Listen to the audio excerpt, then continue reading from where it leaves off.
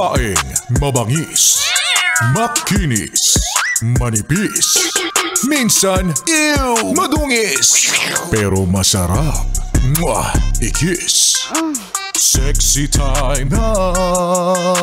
Sexy Mega! Ay, sarap. Sarap mag-relax. Ganyan yung tugtugan. Tapos, ang lamig pa kasi nakatapat ka sa aircon o di naman kaya nakatodo lang yung electric fan. Parang ang sarap matulog. Pipikit na yan. Antok ka, be? Parang magandang tanungin ko rin sa sarili ko yan. Antok ka, Megan? Antok ako, B? Ganto ata talaga. Nakakawalang gana, wala ka masyadong lakas. Pagka sumisilip ka kasi sa wallet mo walang laman, mas lalong, nakakapanghina, Ang sakit ng katawan ko, nanghihina ako.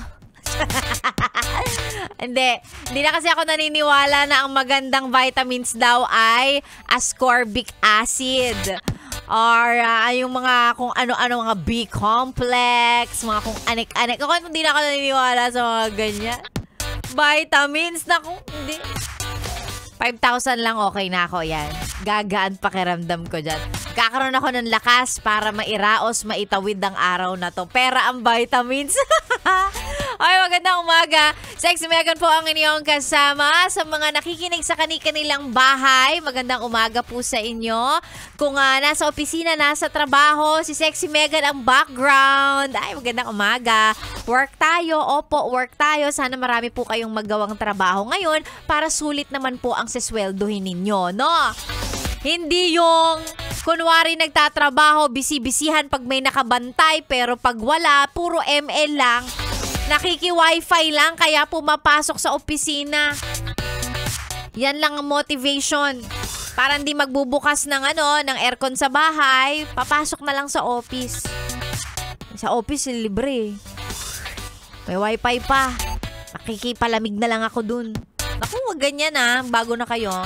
At syempre, sa mga nasa biyahe, Kuya Driver, mag-ingat ka sa biyahe mo today, no? Mag-ingat ka. Maging pasensyoso sa daan, no? Hindi yung ang daming nakasabit na kung ano-anong rosary, may kung ano-anong sticker ng simbahan, tapos may mga maliliit pa na mga santo sa dashboard.